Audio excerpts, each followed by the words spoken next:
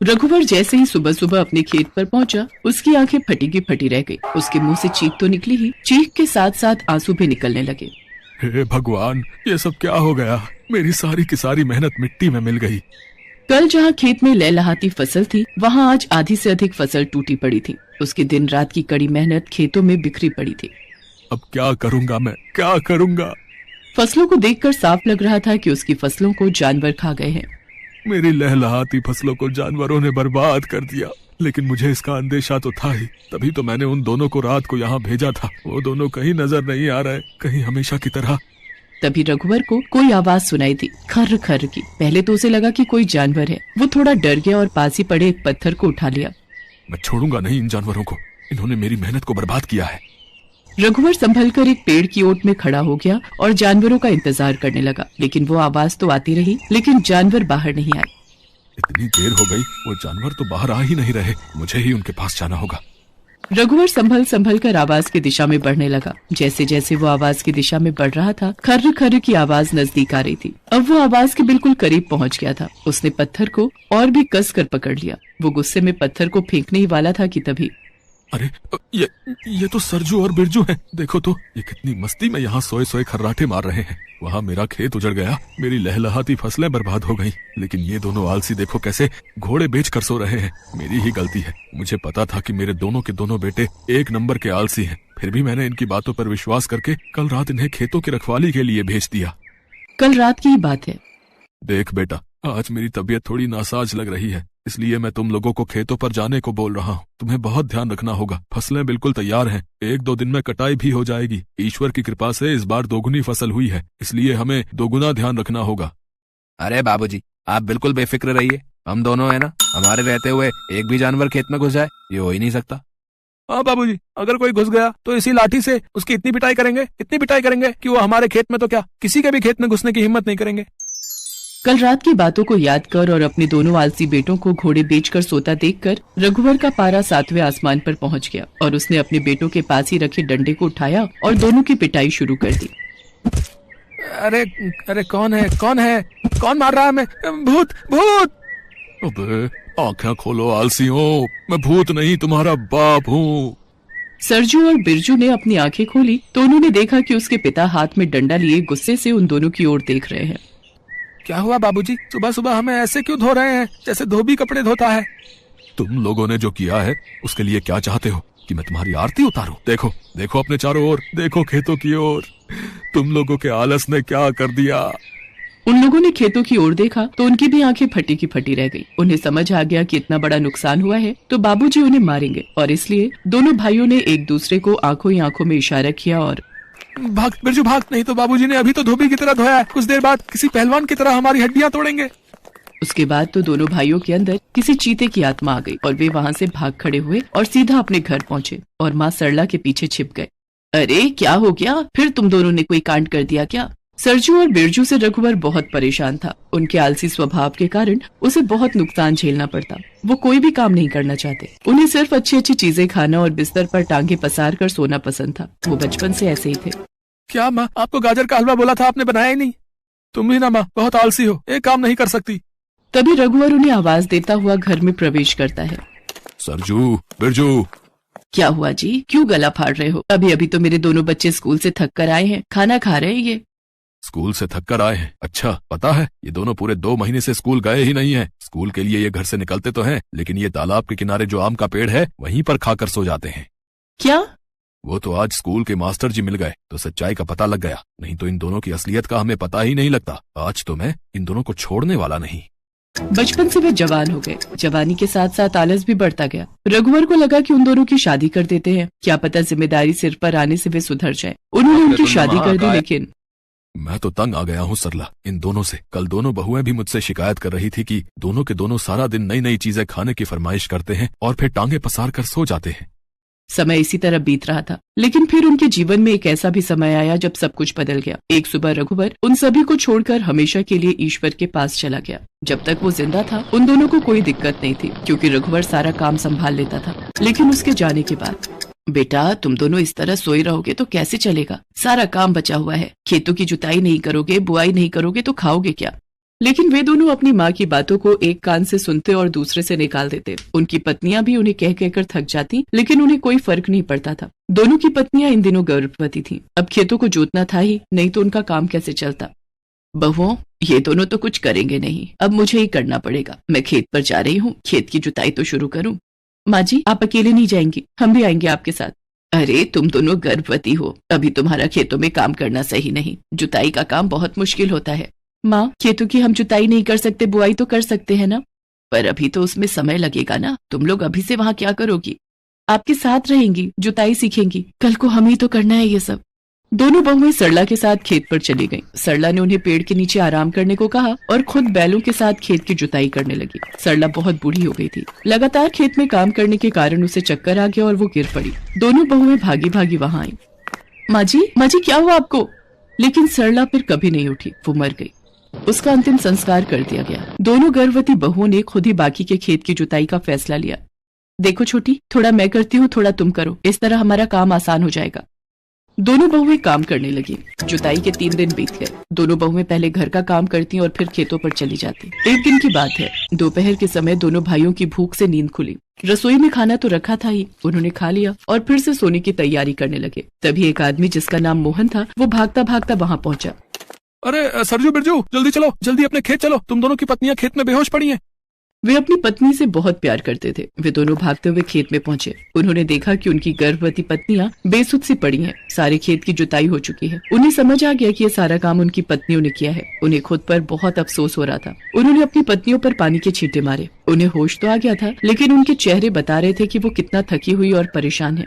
अरे, आप लोग खाना तो रख दिया था रसोई में, फिर यहाँ क्यों आए? दीदी, हो सकता है इन्हें कुछ और खाना हो। सुनिए, थोड़ा खेत का काम बचा है, हम वो करके आते हैं, फिर आप लोग जो चाहेंगे वो बना देंगे। उसके बाद दोनों फिर से जुताई के लिए जाने लगे। सरजू और बिरजू को ये देखकर बहुत पश्चाताप होने लगा।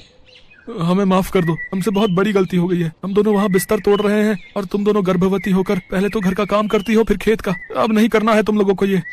हाँ, हम करेंगे ये काम, हम संभालेंगे घर। अपने आलस के कारण हमने बहुत कुछ खोया है और कुछ नहीं खो सकते। उस दिन के बाद सरजू और बिरजू पूरी तरह बदल गए और अपनी आलस की आदत को हमेशा के लिए भुला दिया।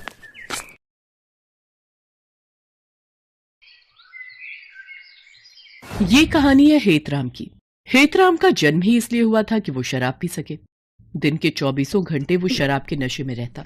उसके मोहल्ले में किसी को याद नहीं है कि कौन सा ऐसा दिन था जब उसने शराब नहीं पी हो। काम धाम उससे कोई होता नहीं था, तो फिर शराब पीता कैसे था? शराब पीता था अपनी पत्नी सुनीता की कमाई के पैसों से। सुनीता एक चूड़ी बनाने की फैक्ट्री में काम करती थी। हर दिन की तरह शराब के नशे में टल्ली हेतराम सड़क पर गाना गाते हुए जा रहा था। पीने वालों को पीने का बहाना चाहिए, अरे पीने वालों को पीने का बहाना चाहिए। गाना गाते हुए अपने डगमगाते कदम से जैसे ही वो अपने घर में घुसा, उसकी चारों बेटियां रीमा, सीमा, मीना और पुष्पा के दिल की धड़कन बढ़ गई। वो आपस में खुसर फुसर करने लगे। तभी हेतराम ने सीमा को बुलाकर पूछा, सीमा, अरे ओ सीमा, तेरी माँ कहाँ है रे? बापू, वो तो अभी नहीं आई। आई नहीं? क्या मतलब आई नहीं? रात होने को आई और तुम्हारी माँ बाहर गैर मर्दों के साथ गुलछर्रे उड़ा रही है। आने दो आज उसे, मार मार कर उसकी सारी आशिकी यहीं जमीन में मिला दूंगा। बेशर्म औरत, मेरी नाक कटा दी है इसने। पति घर पर आ गया है और वो बाहर मजे कर रही है। उसके मुंह से दारू का भभका उठ रहा था। सीमा ने अपनी नाक बंद की और चुपचाप खामोशी से अपने शराबी पिता की बात सुनने लगी। तभी सुनीता वहां आ गई। सुनीता को देखते ही हेतराम भड़क गया। आ गई आशिकी लड़ा कर? अरे शर्म नहीं आती तुझे? घर में 4 बेटियां हैं और तू दूसरे के साथ मुंह काला किए फिरती है। ये सब आप क्या कह रहे हैं? आपका दिमाग खराब हो गया है क्या? मेरा दिमाग खराब हो गया है? बदतमीज औरत है, मेरा दिमाग खराब हो गया है? इतनी रात तक तू कहाँ थी? काम पर गई थी, आपको पता नहीं है? चल बड़ी आई काम की धौंस देने वाली। ये बता इतनी रात क्यों हो गई? 100 बार बोल चुकी हूँ, काम बहुत है। अभी त्योहार आने वाले हैं, ज्यादा काम करना पड़ता है और इसके ज्यादा पैसे भी मिलते हैं, तभी तो घर चलता है। नहीं तो सारी कमाई तो आपकी शराब में चली जाती है। खुद तो कुछ करते नहीं, बीवी करे तो फालतू की बातें बनाते रहते हो। पत्नी के मुंह से ये बात सुनकर हेतराम को मिर्ची लग गई। उसने गुस्से में अपनी 8 महीने की गर्भवती पत्नी के पेट पर जोर से लात मार दी। वो जमीन पर गिर पड़ी और दर्द से करा उठी। सुनीता 5वीं बार गर्भवती थी। सुनीता तो पहली बेटी के बाद ही और बच्चे नहीं चाहती थी, लेकिन हेतराम को एक लड़के की चाहत थी। तू मुझे मत बता कि और बच्चे पैदा करने की नहीं। मर्द हूं मैं तेरा। मर्द की जो मर्जी होती है वही होता है, और उसी में औरत का भला भी होता है। इसलिए अपनी जबान बंद रख और मर्द की बात सुन। अगर नहीं सुनेगी तो तेरी इस बेटी को रेल की पटरी पर फेंकाऊंगा, समझी? बेचारी सुनीता क्या करती? अब इस बात को कौन सी माँ बर्दाश्त करती कि उसके बच्चे को कोई रेलवे ट्रैक पर फेंकाए। हेतराम की धमकी ने सुनीता को एक बच्चा पैदा करने वाली मशीन बना दिया और एक लड़के की चाहत में सुनीता ने 4 लड़कियों को जन्म दे दिया और वो 5वीं बार भी गर्भवती हो गई थी। सुनीता दर्द से करा रही थी, लेकिन हेतराम को उससे कोई फर्क नहीं पड़ता था। वो तो अब भी नशे में बड़बड़ाए जा रहा था। जबान चलाती है, हैं? मेरे सामने जबान चलाती है? अरे शुक्र मना मेरे जैसा सीधा साधा पति तुझे मिला है, नहीं तो तेरी इस बदजबानी पर तेरी जान ले लेता। ये कहकर उसने फिर से उसके पेट पर मारने के लिए अपना पैर उठाया। ये देखकर चारों बेटियां भागती हुई आई और अपने पिता के आगे रो रो कर और गिड़गिड़ा कर कहने लगी, बाबा बाबा माँ को छोड़ दो, भगवान के लिए माँ को छोड़ दो। अगर आपको मारना है तो हम सभी का गला घोट दो, क्योंकि आपको हमसे दिक्कत है ना। आप हमें मार दो लेकिन माँ को छोड़ दो। अपनी माँ का बचाव करती बेटियों को देख नशे में धुत हेतराम ने कहा, जान से मार दो? अच्छा ठीक है, जान से ही मार देता हूँ आज तुम लोगों को, ठीक है। उसके बाद उसने कोने में रखे झाड़ू से चारों बेटियों को तब तक मारा जब तक वो थक कर चूर नहीं हो गया। उसकी बेटियां दर्द से कराहती रही, लेकिन उसके अंदर तो दिल था ही नहीं।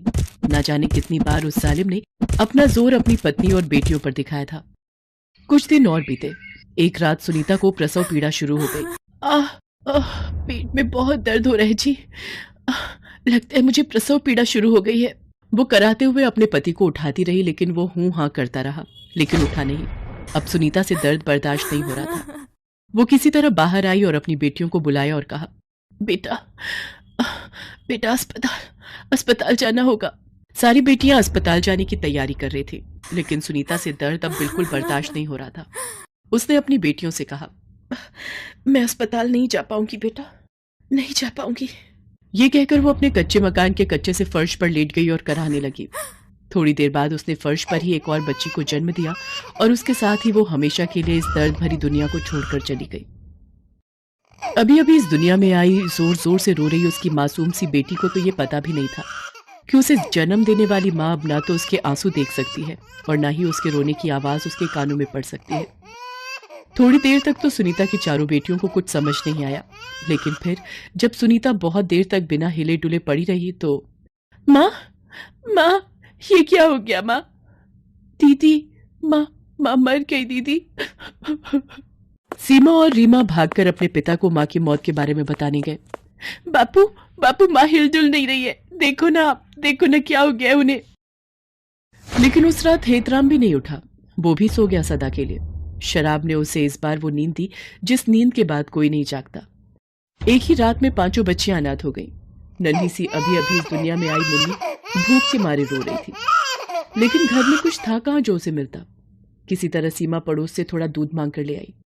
उसने उस मासूम को दूध पिला दिया, वो सो गई। उसके बाद सभी बहनें अपने माता पिता का अंतिम संस्कार करने शमशान घाट पहुंची। माँ बापू सभी ने उनका अंतिम संस्कार किया।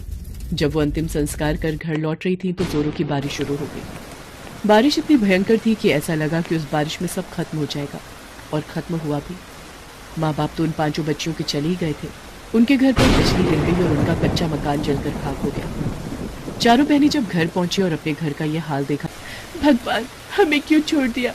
अरे हमें भी मार दो ना, हमें सब छीन लिया, सब कुछ। बिना गलती के हम सभी को जीवन भर की सजा दे दी। अरे मार दो। कहाँ ऊपर वाले, आओ सामने, हम नहीं डरते तुमसे, हमें मार दो। पूरी रात बेचारी वो बच्चियां एक पेड़ के नीचे रोते हुए बिताती हैं। सुबह उसकी छोटी बहन फिर से रोने लगी, लेकिन बार बार तो दूध मांगकर नहीं पिलाया जा सकता ना। कहाँ से लाए इसके लिए दूध, हम कहाँ से लाए? बहुत खराब किस्मत लेकर आई हो तुम मेरी बहन, बहुत खराब। सभी बहनें कुछ काम करने का सोच रही थी, क्योंकि बिना कुछ किए जीवन की गाड़ी तो चल नहीं सकती थी। और उसी की तलाश में अपनी छोटी बहन को गोद में उठाए वो चली जा रही थी। तभी उनकी नजर रास्ते में घायल अवस्था में पड़ी गाय पर गई। ऐसा लगता था कि किसी गाड़ी वाले ने उसे टक्कर मार दी है। चारों बहनें उस गाय को देखकर दुखी तो बहुत हुई, लेकिन वो क्या कर सकती थी। उन्होंने उसे देखकर भी अनदेखा किया और आगे बढ़ने लगी। तभी वो गाय जोर जोर से रंभाने लगी। ऐसा लगा कि वो उन्हें कह रही हो कि मेरी मदद करो। चारों बहनों के पैर अनायास ही रुक गए। पुष्पा, पता नहीं मुझे ऐसा क्यों लगा कि ये गाय रंभाकर हमसे मदद मांग रही है। मुझे भी ऐसा ही लगा दीदी। चारों बहनों ने गाय की खूब सेवा की। अपने फटे चिटे कपड़े से ही थोड़ा कपड़ा फाड़कर उसके घाव पर बांधा। भूखी प्यासी वो बहनें उस गौ माता की सेवा करने लगी और फिर थक हार कर सो गईं।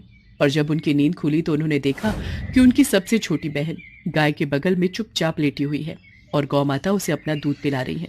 चारों बहनें गौ माता के इस उपकार को गौर से देखने लगी और मन ही मन उनका धन्यवाद करने लगे।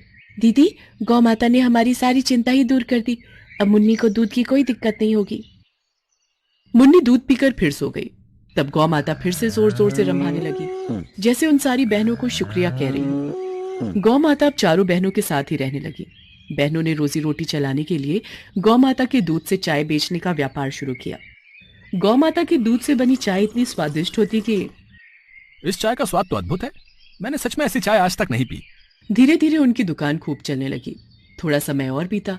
अब उन बहनों ने गाय के दूध की मिठाइयां बनाकर बेचनी शुरू कर दी और वे मिठाइयां भी लोगों की जबान पर ऐसी चढ़ी कि जो भी एक बार उनकी दुकान की मिठाई खाता वो बार बार उनकी दुकान पर आता।